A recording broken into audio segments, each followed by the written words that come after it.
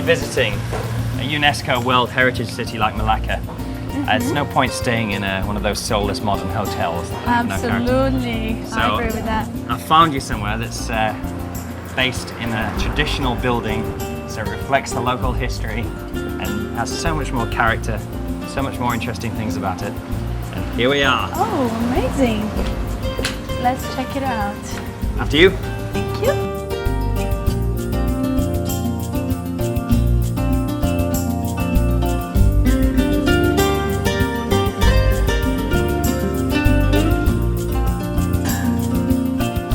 Here we go. And then we can see right down into the courtyard area. It's very typical of a lot of the buildings here, the Babylonian architecture. That's right. And you can see the natural light coming in. They sometimes don't even have it covered over, so it can even rain in. Look at all these carvings around the edges. It's great. With animals. Lovely I can imagine how long it would take them to do this hard work. I know. Those details around. It's so nice to see actually. Buildings. It's so nice to see them actually being kept, isn't it? The traditional architecture. Yes. And preserve them because Exactly. This actually has character.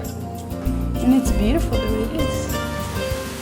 Well, so what do you think of this place? Oh, I love it. It's very refreshing, and I think they kept very well maintained. I know, it's nice when they make the effort to make it actually look nice and a bit more traditional.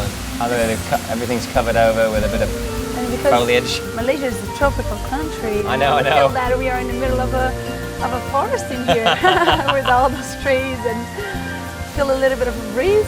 I know, it's better than having the sun beating down on you. Cheers. Cheers. Malaysia has many talented artists, and here in Malacca there's one particular guy called Charles Champ who has set up his own little art gallery here called the Orangutan House.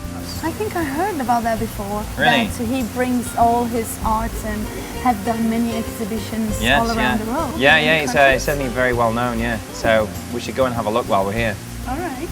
Yeah, he reflects this Eastern philosophy of yin and yang in a statement about the way he does his work. He says, "I believe that drawing is thinking and painting is feeling. Therefore, I draw what I think and paint what I feel. As there is no feeling without thinking, there is also no painting without drawing."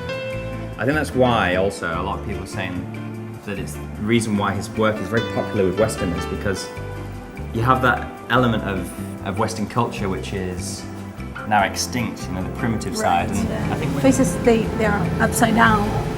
It's just like it's not just canvases that he does. It's also t-shirts as well. A lot of these become t-shirts. They have a quite interesting sentences. Maybe reminding people about Satu Malaysia being about that Declaration of Human Rights. I think, Article 1 of the Universal Declaration of Human Rights. Must-see spots in Malacca is Jonker Walk, and this is the beginning of it. Now, it's not like any typical street in Malaysia. It's just full of all sorts of exciting little shops selling all sorts of different things like antiques and arts and crafts and carvings and seals and all sorts of things. So let's go and have a look at what there is to buy.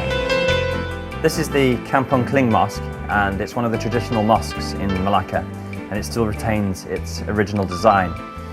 The original structure was built in 1748 and it was wooden, but it was replaced in 1872 by a brick building.